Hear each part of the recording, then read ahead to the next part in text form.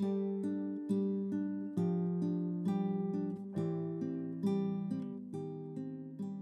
Proclamation of the Holy Gospel according to Luke. Great crowds were traveling with Jesus, and he turned and addressed them. "If anyone comes to me without hating his father and mother, wife and children, brothers and sisters, and even his own life, he cannot be my disciple.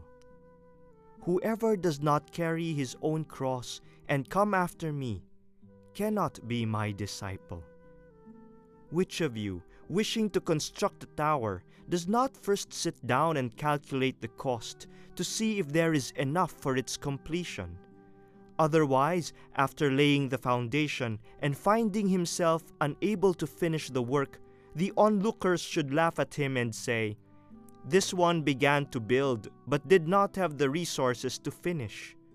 Or what king, marching into battle, would not first sit down and decide whether with 10,000 troops he can successfully oppose another king advancing upon him with 20,000 troops? But if not, while he is still far away, he will send a delegation to ask for peace terms. In the same way, any one of you who does not renounce all his possessions cannot be my disciple." The Gospel of the Lord. Our Gospel passage for this Sunday is taken from the Gospel according to St. Luke. We have been reflecting on following Jesus on His terms. This is discipleship. Yes, but if we are disciples of Jesus, then He must show us how we could follow Him. Very often we want to follow Jesus, but we set the conditions, we set the terms. What our readings are telling us today, yes, follow Jesus, but on His terms. In the first reading from the Book of Wisdom, we find, yes, a very realistic depiction of a person who wants to follow God. But yes, how could we read the mind of God, whom we want to follow? How could we understand the counsels of God, the Word of God? And wisdom says, yeah, we need conversion. We need the grace of God, the light from above, wisdom, so that we can follow God on God's terms. But that requires a lot of humility. It requires the willingness to be converted to God's wisdom. In the second reading from the letter of St. Paul to Philemon, we see a radical change in St. Paul, someone who has now taken really the terms of Jesus as his way of discipleship. St. Paul, who used to be a rigid law enforcer and persecutor of Christians, now follows Jesus on Jesus' terms. He has become compassionate, hopeful, and even a brother to a slave who has stolen money. A brother now, not anymore a stranger or a slave. He sees a brother, and he sends Onesimus to Philemon as though sending his heart. And he pleads with Philemon, please accept Onesimus. You see here almost like Jesus interceding before the Father in the very person of St. Paul. Following Jesus on Jesus' terms, but it would require conversion. In the Gospel, Jesus reminds us of the conditions for following Him, His terms. We can summarize it in this: total freedom. Total freedom to follow Jesus. We should be totally free for Him. Nothing should hinder us from loving Him and following Him. In a nutshell, that is His term for following Him. But there are details. First is, it may sound harsh on first hearing. He says, anyone who does not turn his or her back on father, mother, children, land, everything is worthy to be His follower. Is Jesus teaching us to really hate our families, our friends? No. In St. Matthew's version, it is clearer. He says, if anyone loves them more than he or she loves me, then you are not fit to be my follower. That's clearer. He says that He is not forbidding us from loving our families and friends, but He is saying that love of Him is the priority. And we learn to love our parents, our children, our brothers and sisters in the light of our love for Jesus. Our love for Jesus will now determine how we will love our parents, brothers, sisters, children, friends, and relatives. The controlling and the determining love is the love of Jesus. But that requires freedom from our attachment to families. Secondly, freedom from self. That's why Jesus says you should be able to deny yourself and take up your cross.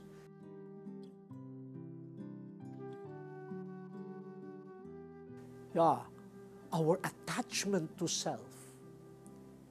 That is the second term of Jesus. And thirdly, freedom from possessions. No one can follow Him without being freed from attachment to earthly possessions. So, brothers and sisters, freedom to follow Jesus.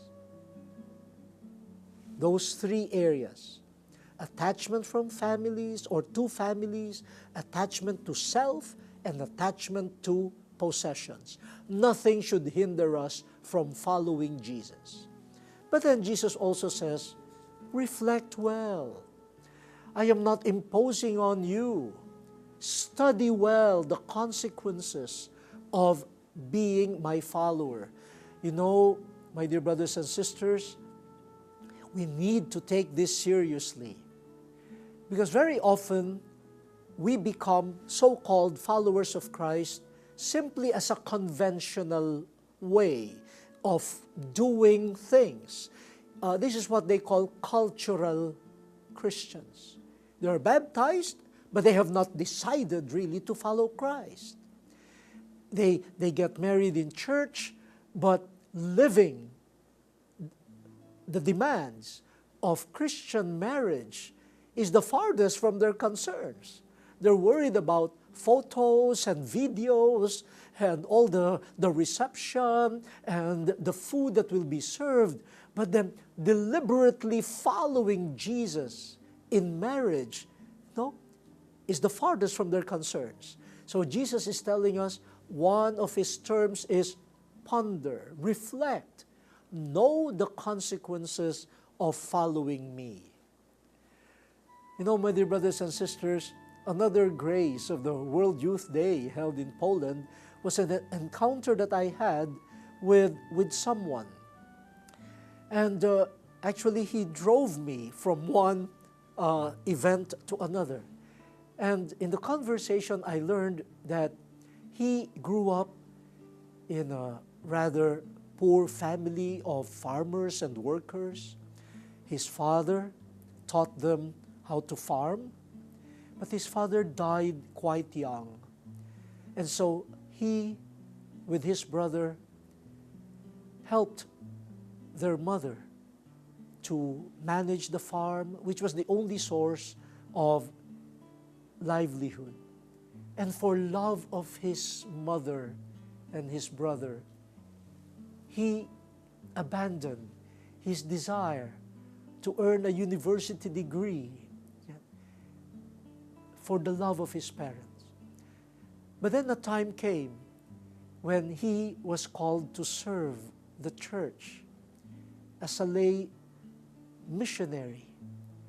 And look how free he was to even break from his mother and family in order to respond to that calling. And now he's a missionary in a foreign land, loving his mother, loving his brother, but loving them in the light of his love for Jesus and the mission. He asked me to pray for him, and I promised him, and I've kept my promise.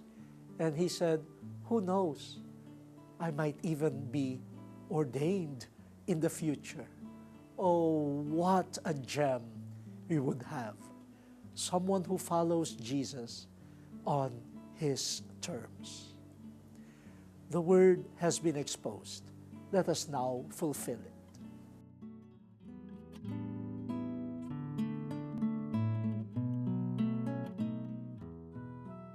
It has been a while now since we started this program in 2008. From day one, you have been with us, our dear friends, assisting us with open hands. We are inviting you once again to be our partners in this ministry. Following the mandate of the Lord to bring the good news to all, we can continue to broadcast and reach more people with your support, bringing the good news to them through television and the internet. Friends, your offering would be very much appreciated. Thank you. May the Lord reward you 100-fold.